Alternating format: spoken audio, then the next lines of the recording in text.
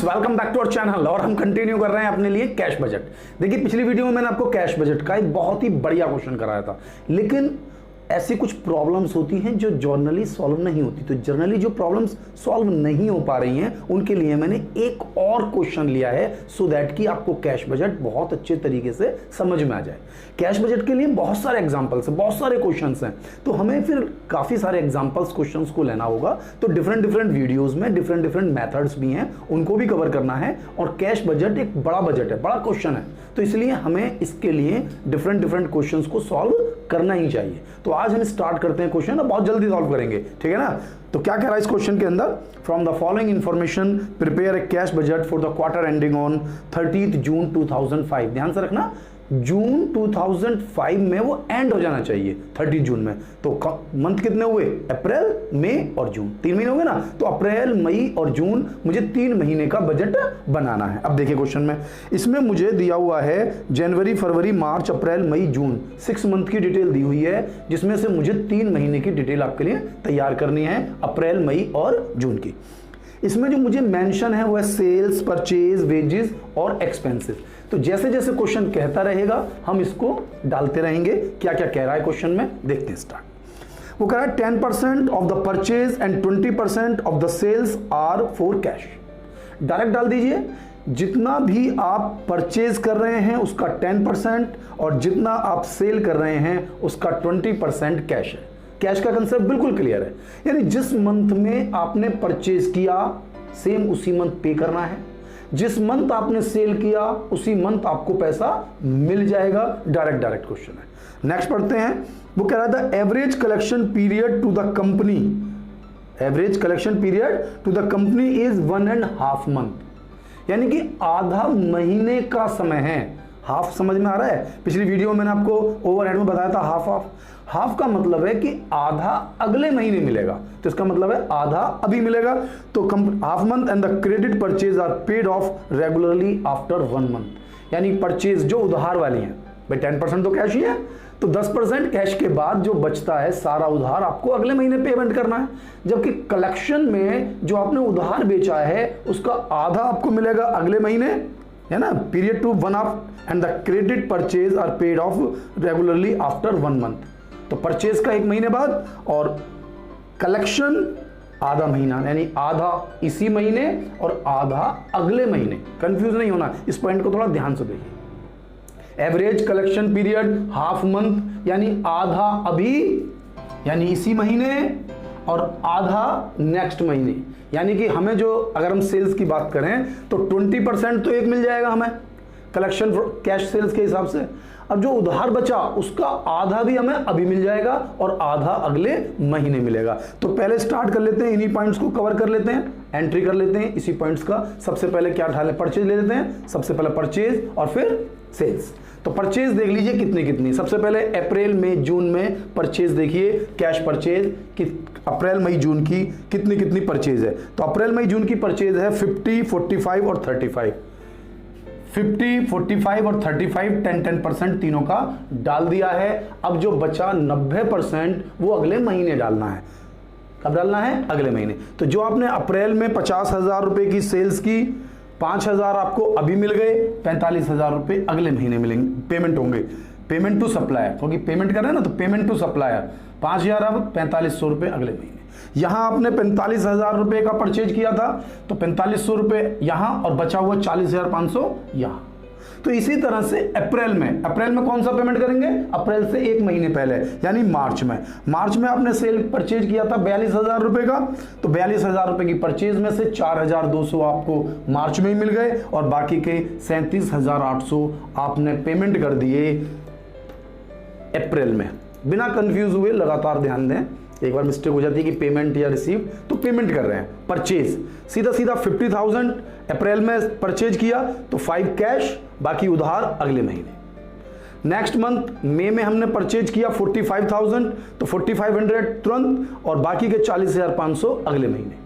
तो ये तो हो गया, लेकिन अप्रैल में भी तो आपने पेमेंट किया होगा, कौन सा वाला, मार्च में। तो मार्च का 10% मार्च में ले लिया, बाकी का 90% अगले महीने। यानी कि परचेज बिल्कुल इजीली सॉल्व हो गया।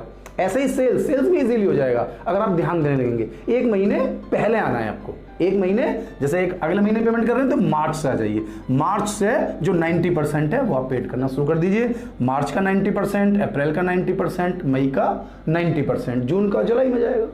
ऐसे ही हमारा कलेक्शन की बात थी। कैश सेल्स, सबसे पहले सेल्स पर आ जाइए। अप्रैल मई जून की सेल्स 20% पहले आप कैश में कलेक्शन कर लीजिए। 20% लगातार ध्यान दीजिए। आपने बेचा 90,000 का, तो 90,000 का 20% 18,000, देख सकते हैं, लगातार समझाता हूं मैं आपको। 90,000 20% 18,000 रुपए तुरंत मिल गए। बचे इसमें से 18,000 माइनस कर दीजिए, 72,000, इसका आधा यानी 50% 36,000 रुपए आपको अभी मिल जाएगा, अभी तुरंत। अप्रैल का अप्रैल में, अप्रैल का अप्रैल में। आप इसको दो पार्ट में बांट दीजिए। 36,000 तो आपको अप्रैल वाले ही मिल गए। मैं आपको समझाने की कोशिश करता हूं। अप्रैल में ही मुझे एक महीने पुराने मिलेंगे। इस 36 में से 36 अप्रैल के मई में भी मिलेंगे। भाई टोटल 70,000 मुझे लिख कर रख लेना, कोई भूल जाए ना। 36,000 और 36 मुझे अप्रैल के मई में मिलेंगे। यानी कि जो आपने अप्रैल में सेल किया तो सेल का 20% आपको कैश सेल मिल गया। बचा उसका आधा, यानी कि 72 का आधा मुझे अप्रैल में मिलेगा और आधा मई में मिलेगा। हो गया। अब जो आपने मार्च में बेचा होगा वो मुझे अप्रैल और मई में मिलेगा। यानी कि अब मार्च वाला देख लीजिए, मार्च की क्या पोजीशन है। मार्च में आपने सेल किया था 75,000 रुपए का। ध्यान से देखिए, मार्च में आपने सेल किया था 75,000, इसका 20% 15,000 रुपए तो आपको तभी मिल गए। 15 माइनस कर दीजिए, बचे 60,000, इसका 50% यानी आधा 30,000 रुपए आपको मार्च में मिला होगा और 30,000 रुपए अप्रैल में मिला होगा। मैं अप्रैल में हूं तो अप्रैल में मुझे मिले 30,000 रुपए। अप्रैल मार्च का कोई भी पैसा मुझे मई में नहीं मिलेगा, मार्च और अप्रैल में मिलेगा। अप्रैल का पैसा अप्रैल और मई में मिलेगा। मई का पैसा अब आप देख लीजिए, मई की क्या पोजीशन है, मई की क्या पोजीशन है। मई में आपने सेल किया है 90,000 रुपए का, सॉरी मई में आपने सेल किया है 85,000 रुपए का। देख रहे ना, 85,000 रुपए की आपने सेल की, इसका 20% 17,000 रुपए तो आपको मिल गया मई में ही। 17,000 इसमें से माइनस कर दीजिए, 17,000 माइनस कर दीजिए, कितने बचे 68, इसका 50% यानी कि 34,000। 34,000 तो मिलेगा आपको मई में ही। मई का देख लीजिए, मई का 34 यहां और 34 मिलेगा आपको यहां। तो 34 और 36 हो गए 70, ये पूरा हो गया 66। यहां पर आ जाइए आप जून में। जून में आपको एक तो मई का आधा मिलेगा और एक जून का आधा मिलेगा। जून का आधा, जून में कितनी सेल की आपने 80,000 रुपए, तो 80,000 रुपए का 20% 16,000, 16,000 माइनस कर दीजिए, बचे 64, 64 का 50% यानी कि 32 आपको ये मिल जाएगा। तो यहां से 66 हटा लीजिए, ये मिल गया मेरे को। आप इस तरह से समझ सकते हैं अप्रैल मई जून, या इसका वर्किंग नोट आप बना लीजिए और फिर यहां पर टोटल करके लिख लीजिए। तो मैंने आपको वर्किंग नोट डायरेक्ट समझा दिया कि भाई जो आप अप्रैल में सेल कर रहे हैं उसका 20% यहां मिल जाएगा, बचे हुए का आधा आपको अप्रैल में मिल जाएगा और आधा आपको मिल जाएगा मई में। जो मार्च में बेचा था आपने उसका 20% मार्च में तुरंत मिल गया था, बचे हुए का आधा आपको मार्च में ही मिला था और आधा आपको अप्रैल में मिला। ऐसे ही जो आपने मई में सेल किया उसका 20% मई में मिल गया आपको। पहले मई की सेल का 20%, मई की सेल कितनी थी जी, मई की सेल थी 85,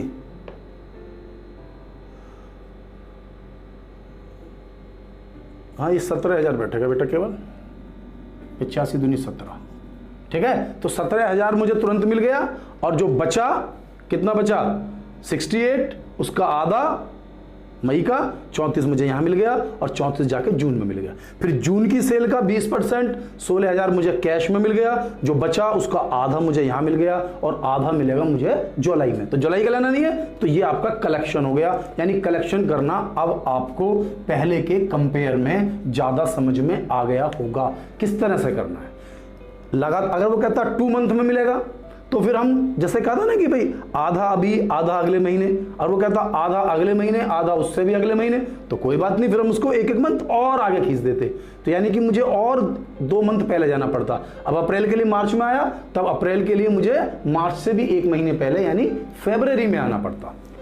क्लियर होने लगा क्वेश्चन। अब नेक्स्ट में क्या कहता है वो, नेक्स्ट में कहता है wages are paid half monthly. वही वेजेस का आधा अभी देना है, आधा अगले महीने देना है, ठीक है बेटा। और rent 500 included in expenses is paid monthly, यानी रेंट आपको 500 रुपए महीना रेगुलर देना है।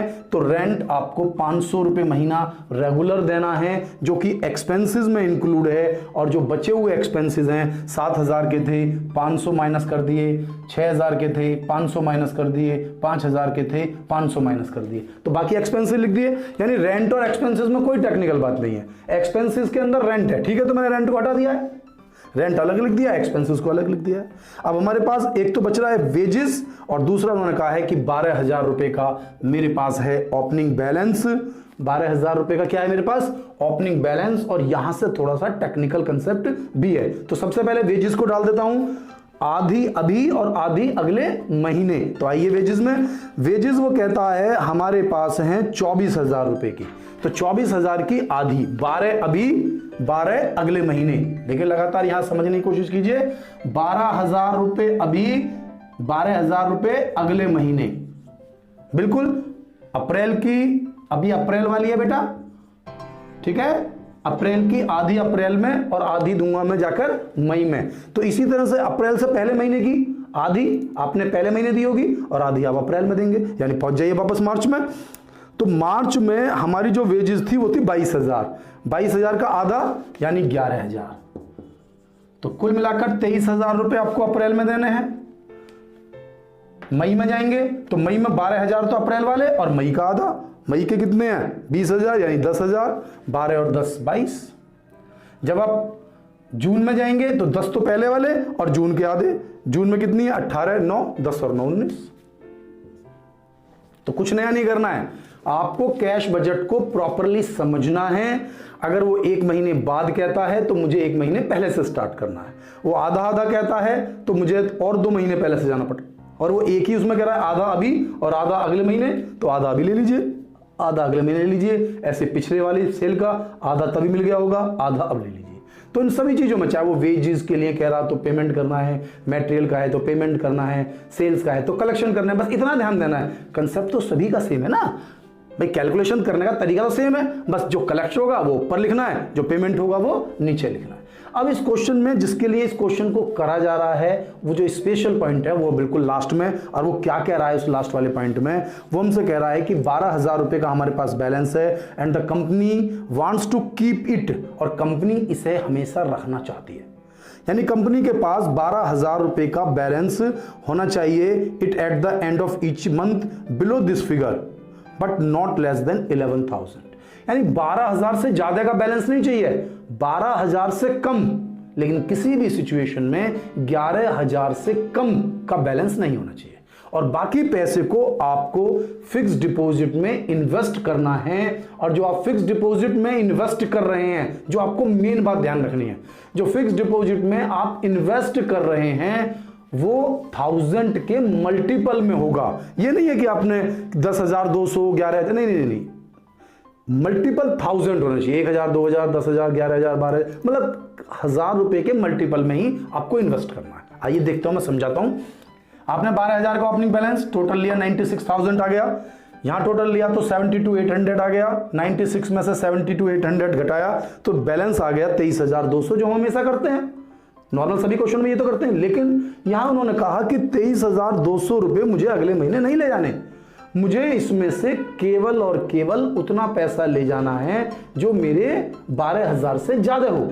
अब 12,000 में इसमें से माइनस कर दूं और बाकी पैसा अगले महीने ले जाऊं। लेकिन उन्होंने मुझसे क्या कहा कि मुझे पैसा जो चाहिए वो फ्रैक्शन में चाहिए, 12,000 के अंडर।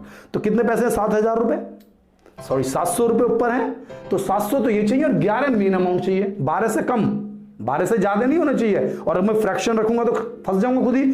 तो 700 रुपए तो ये रख लिए और 12 से कम 11,000 रुपए ये रख लिए, यानी 11,700 तो मैंने अगले महीने के लिए रख लिए।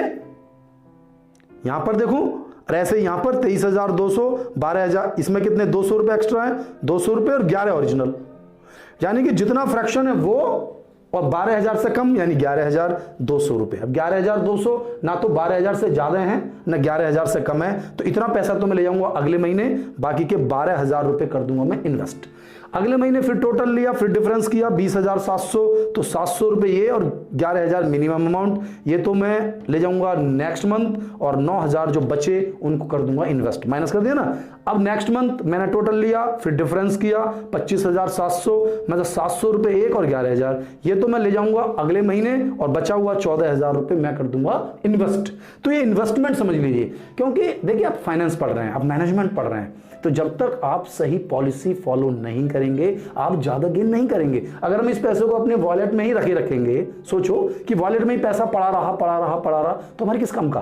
तो सही जगह इन्वेस्ट करेंगे ना, सो दैट कि हम उससे इनकम अर्न कर सकें। हमने एफडी में लगा दिया, ज्यादा इंटरेस्ट मिलेगा हमें, और इन फ्यूचर जब जरूरत होगी तो वापस निकाल लेंगे। 1-1 साल की एफडी करा देते हैं, 6-6 महीने की एफडी करा देते हैं, या 3-3 महीने की भी एफडी हो जाती है। एफडी तो कितने मंथ की भी करा लीजिए, कितने भी टाइम के लिए करा लीजिए, तो उस हिसाब से हमें ज्यादा इंटरेस्ट भी मिलेगा। तो प्लानिंग हमें हर तरीके से करनी है, तभी हमारा मैनेजमेंट सक्सेसफुल होगा। तो आई थिंक मुझे लगता है कि आपको ये वीडियो समझ में आ गई होगी। अब हम मिलते हैं अपनी नेक्स्ट वीडियो में, जिसमें हम एक और स्पेशल क्वेश्चन आपके लिए लेकर आएंगे। थैंक यू, मिलता हूं नेक्स्ट वीडियो में।